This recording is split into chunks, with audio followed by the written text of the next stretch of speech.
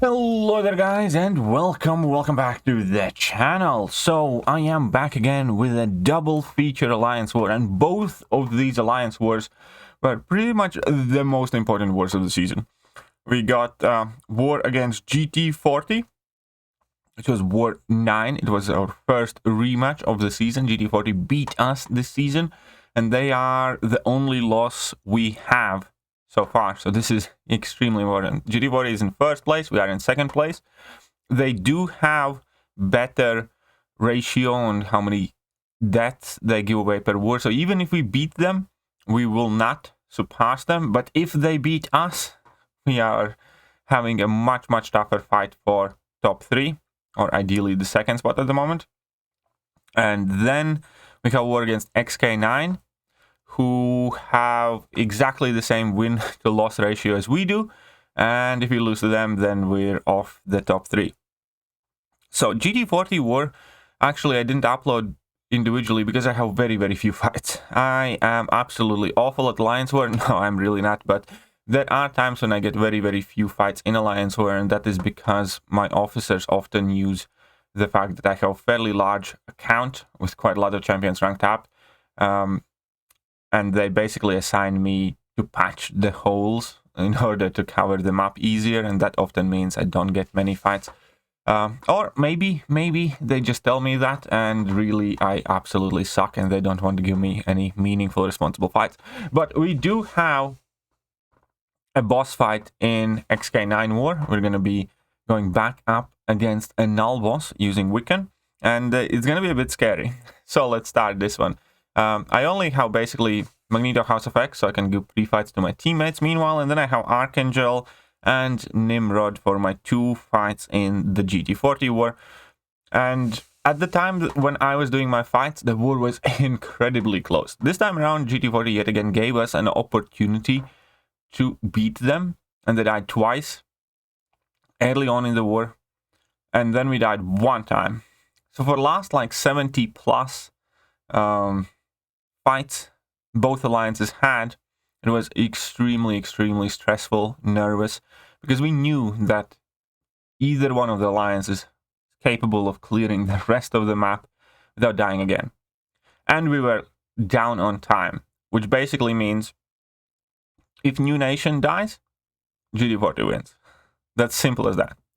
1 death and they win. So here I need to go up against Nick Fury. I do have 1 pre-fight left for myself, which is awesome because Archangel can get better RNG. And then it's just Archangel rank 4 against the rank 4 Nick Fury. I get a perfect RNG here to start off with 4 bleeds. Second heavy attack, there's already a neurotoxin poison. And we can see that Nick Fury's life is just being absolutely destroyed.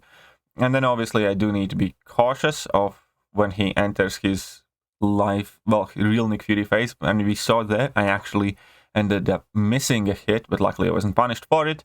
And then at this point I just need to bait out level 2, and again be very careful not to screw up, because Nick Fury is one of those champions that can end the fight pretty much immediately. And here we are. I bait out a heavy attack. I could have retaliated with a heavy of my own, but I opted to go for a full combo and finish with a special one. And that was basically job done. I don't think I have ever been so stressed doing Nick Fury with Archangel. And now we just have Kitty. And Kitty versus Nimrod obviously is not a hard fight. We have Hard Knock Life, which basically does nothing in this matchup because Nimrod's ability accuracy can't be lowered when he's fighting mutant champions. Yes, you still take more block damage, but Nimrod has armor ups for days. And he also can get rid of all the prowesses Kitty might potentially have. So the entire shtick is just basically get to level 2 and we'll be fine. Bait out a level 1 here from Kitty, that's fine, not to worry. She does 3% through block because of the disorients there, but it's all good. I get to my level 2 and the job is done. And that was all for my contribution. For the rest of the war, I basically just stared at the summary screen to see whether we die or not. And we didn't, which meant we pulled out a victory against GT40 which is a long time coming. Obviously, GT40 is by far the most dominant alliance, war alliance we have right now in the game, and to get a win against them is a very huge accomplishment.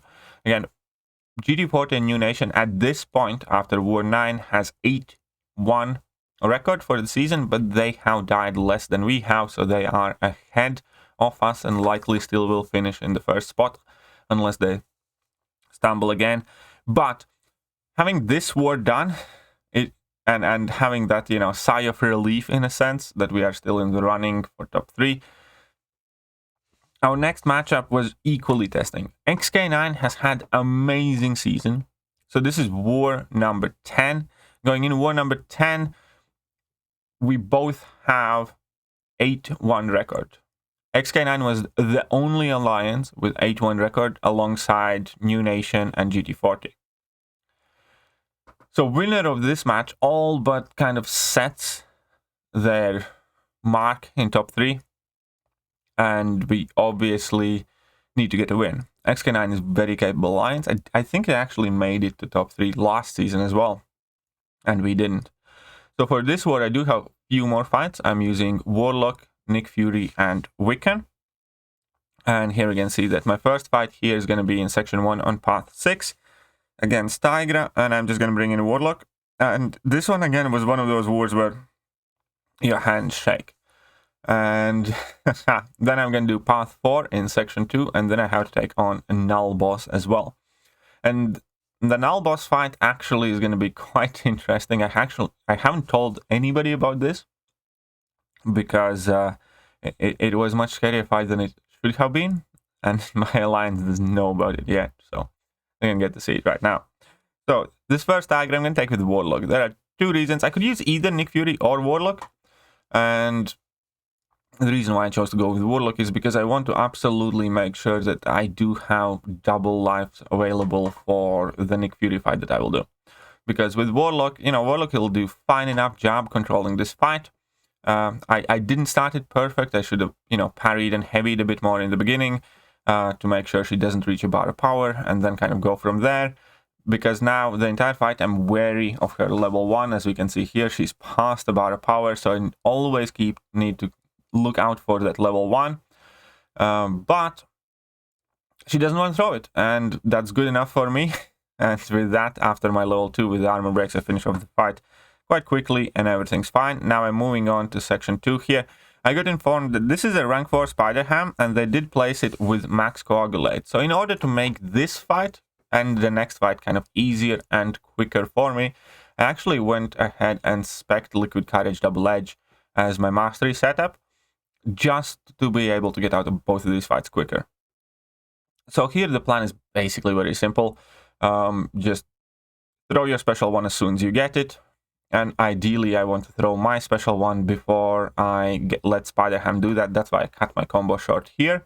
Finish it with another light. And obviously Nick Fury with max deep wounds, liquid courage double edge, and boosts on.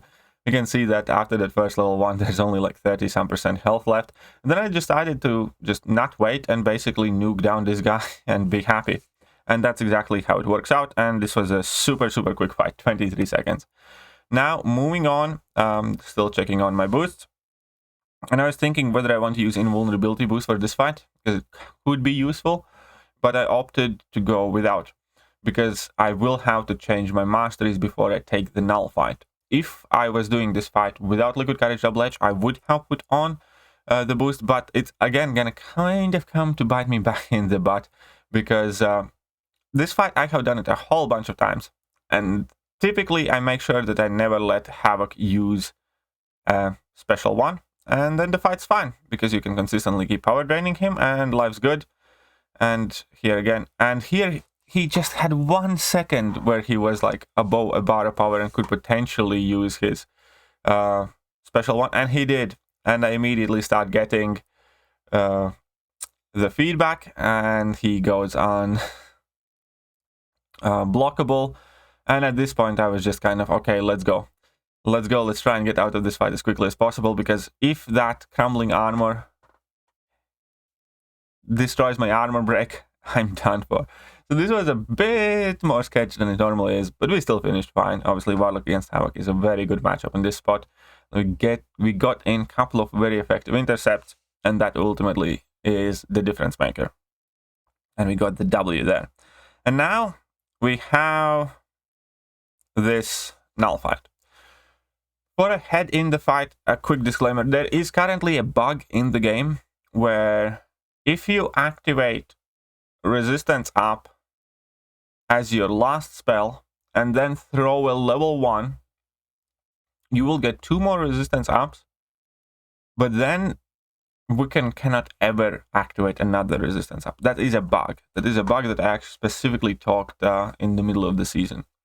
Basically, you always need to make sure that you finish a full combo with a light or a medium before you throw your level 1, if you choose to do so, because otherwise you will be unable to get your resistance up, which is the key spell to have in this fight in order to be able to block unblockable hits from null.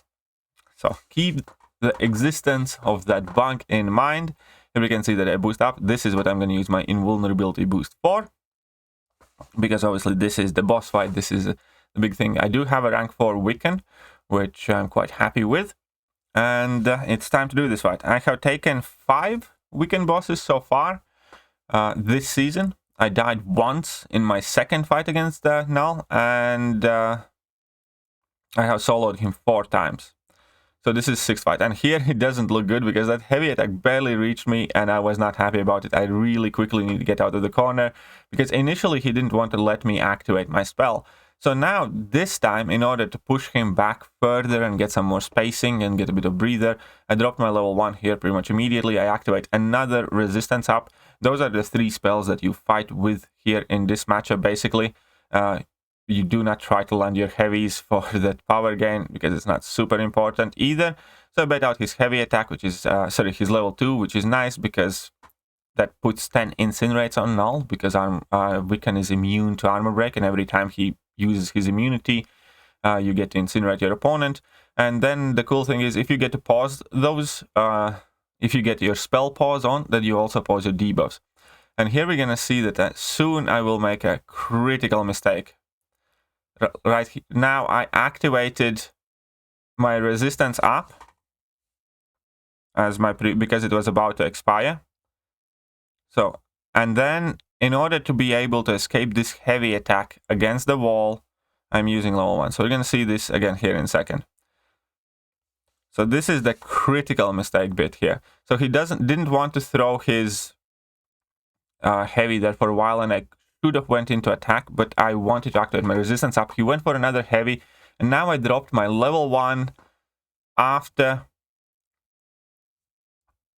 I activated resistance up. That means I can no longer get any resistance up in this fight, which means I absolutely have, I didn't realize it at this point as well, but I absolutely have to do my best to try and maintain the duration of my resistance up for as long as I can, because as soon as it goes away, I can no longer activate it, and that means, well, that doesn't mean anything nice, I'll tell you that much.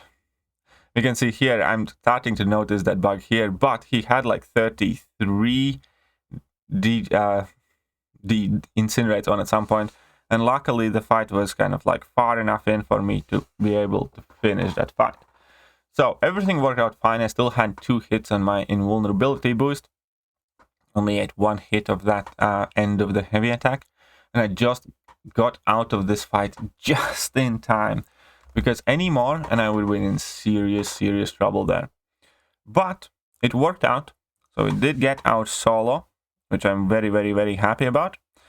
And with that, we also finished this war. They ended up dying, I think, another 3 times in the end. So the war final score was like 3-9, I believe. I might be slightly off there. But we had 1 death as battle group, which was a result to a bug as well. Because Conduit tactic, and this thing really annoyed me as well. Conduit has been around for 3 seasons. And for 3 seasons, Kabam has not been able to address this bug, which is where if Masochism node eats up a Conduit debuff, basically they get that healing effect permanently, and there's nothing you can do in that fight without a heal block, and you effectively either can die or time out.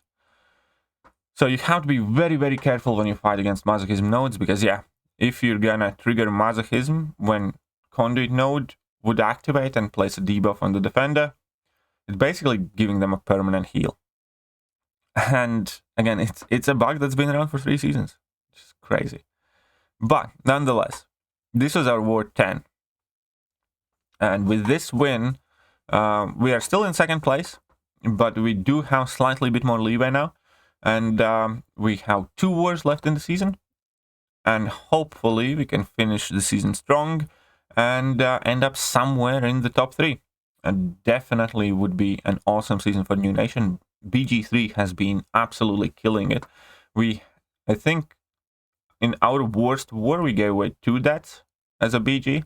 And we definitely have plenty of donuts this season as well, which we're super happy with. So we have been doing quite well. How are you guys looking at the season finish? There are only 2 wars. That means that on Thursday morning or Wednesday morning, I think Thursday morning or Wednesday morning, we should be receiving our season awards, which is going to be quite cool.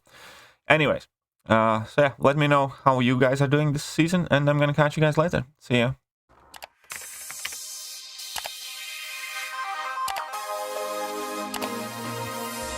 Hello there guys, and welcome back to the channel. So we have all the information about